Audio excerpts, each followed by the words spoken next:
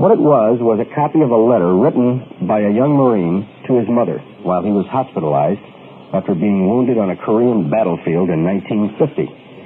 And it came into the hands of a Navy chaplain.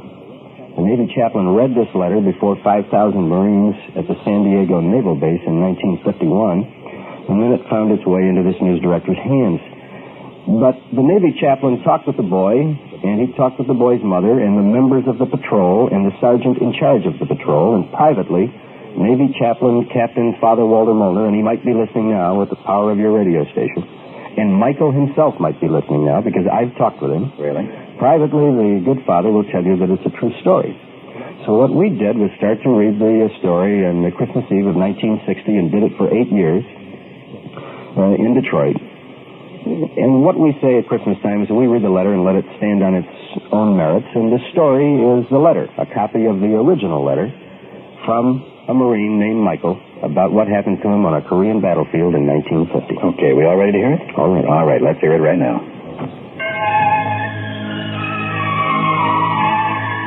Dear Mom, I wouldn't dare write this letter to anyone but you because no one else would believe it.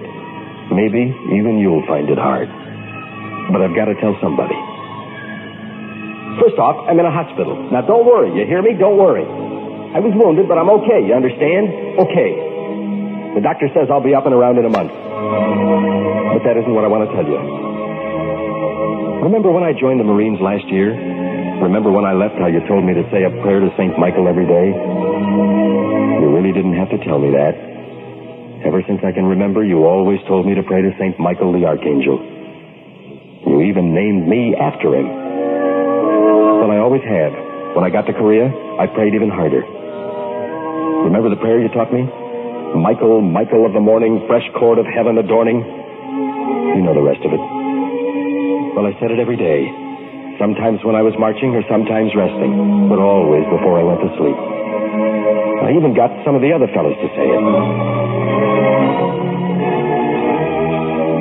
Well, one day I was with an advanced detail way up over to the front lines. We were scouting for the commies. I was plodding along in the bitter cold. My breath was like cigar smoke. I thought I knew every guy in a patrol when alongside of me comes another Marine I'd never met before. He was bigger than any Marine I'd ever seen. He must have been 6'4" and built in proportion. It gave me a feeling of security to have such a buddy near. Anyway, there we were, trudging along. The rest of the patrol spread out. Just to start a conversation, I said, "Cold, ain't it?" And then I laughed. Here I was with a good chance of getting killed any minute, and I'm talking about the weather. My companion seemed to understand. I heard him laugh softly. I looked at him. "I've never seen you before. I thought I knew every man in the outfit." "I just joined at the last minute," he replied. "The name is Michael." "That's so," I said, surprised. "That's my name, too." "I know," he said, and then went on, "Michael, Michael of the morning." I was too amazed to say anything for a minute. How did he know my name and a prayer that you had taught me? And then I smiled to myself. Every guy in the outfit knew about me. Hadn't I taught the prayer to anybody who'd listened? By now and then, they even referred to me as St. Michael. Neither of us spoke for a time, and then he broke the silence. "We're going to have some trouble up ahead." He must have been in fine physical shape, for he was breathing so lightly I couldn't see his breath.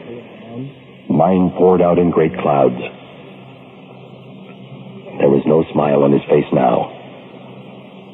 Trouble ahead, I thought to myself. Well, with the commies all around us, that's no great revelation. Snow began to fall in great thick globs.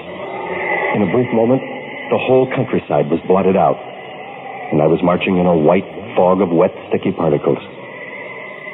My companion disappeared. "Michael!" I shouted in sudden alarm. I felt his hand on my arm. His voice was rich and strong. "This will stop shortly."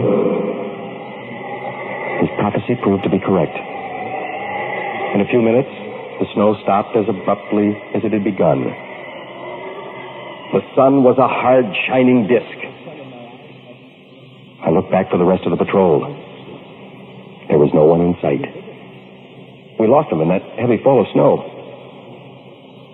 I looked ahead as we came over a little rise. Mom, my heart stopped. There were 7 of them. 7 commies in their padded pants and jackets and their funny hats. Only there wasn't anything funny about them now. 7 rifles were aimed at us. Down, Michael! I screamed and hit the frozen earth. I heard those rifles fire almost as one. I heard the bullets. There was Michael, still standing. Mom, those guys couldn't have missed. Not at that range.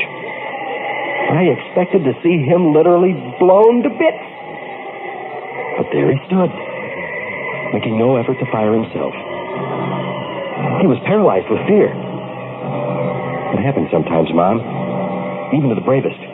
He was like a bird, fascinated by a snake. At least that's what I thought then. I jumped up to pull him down, and that's when I got mine. I felt a sudden flame in my chest. I often wondered what it felt like to be hit. Now, I know. I remember feeling strong arms about me. Arms that laid me ever so gently on a pillow of snow. I opened my eyes for one last look. I was dying. Maybe I was even dead. I remember thinking, well, this isn't so bad. Maybe I was looking into the sun. Maybe I was in shock. But it seemed I saw Michael standing erect again. Only this time his face was shining with a terrible splendor. As I say, maybe it was the sun in my eyes, but he seemed to change as I watched him. He grew bigger. His arms stretched out wide.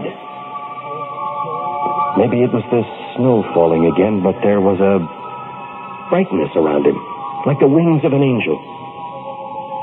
In his hand was a sword that flashed with a million lights.